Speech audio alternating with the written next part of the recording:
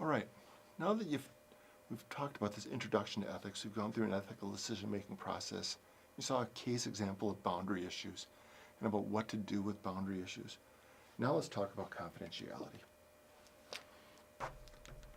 And confidentiality is important because it's that trust that clients have with us are the reason that they come forward, that they know that they can tell us, what's inside them, something that they're embarrassed about, a secret, and they know it's kept confidential with us and that we're not going to tell everybody else. Now there's a couple pieces which we always want clients to know about confidentiality, that they're informed about the limits of that.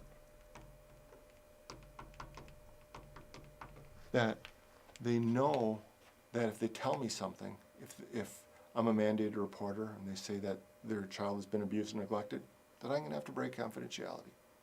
They also may know that, if they tell me something confidential and I work for an agency, that it's in my notes and it will stay with, it's just not going to stay with me, it's going to stay within the agency. Because as we're going to understand later about documentation, that I might leave my job, I might be sick, I might be on vacation, and someone else is going to have to take over to help that client. And so it's important that there's limits, that they understand these limits. All right?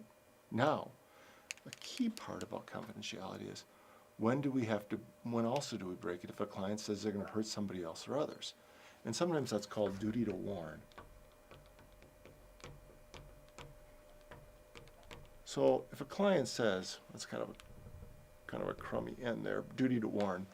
If a client says that they're going to hurt somebody, and they tell you something like this, and this is one of the things that scare people sometimes, is the next time that this client says they see their partner or girlfriend or boyfriend or spouse, ex-spouse with another person, that they're going to hurt them. And they use some really clear terms that are really scary. Now usually the standard is to break confidentiality of that there's serious, imminent harm. And these aren't specifically defined, and they're gray, but you should be able to discuss them. Serious. If that client says they're going to hurt somebody, you know they're serious. They have a history of domestic assault or domestic violence. They have felony assaults, or they have aggravated assaults. So they've done some pretty serious things. Imminent.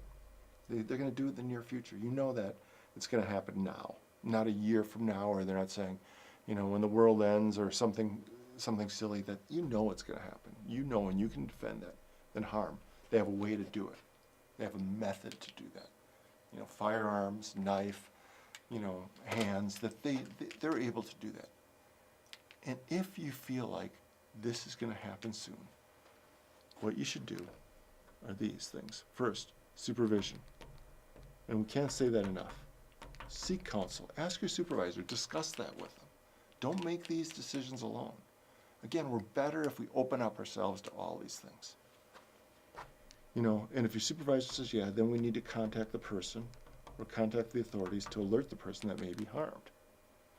And finally, we document. And we'll talk about documentation later. But as I mentioned with mandated reporting, that we write down everything we did. And if we write down everything we did, we're doing our job.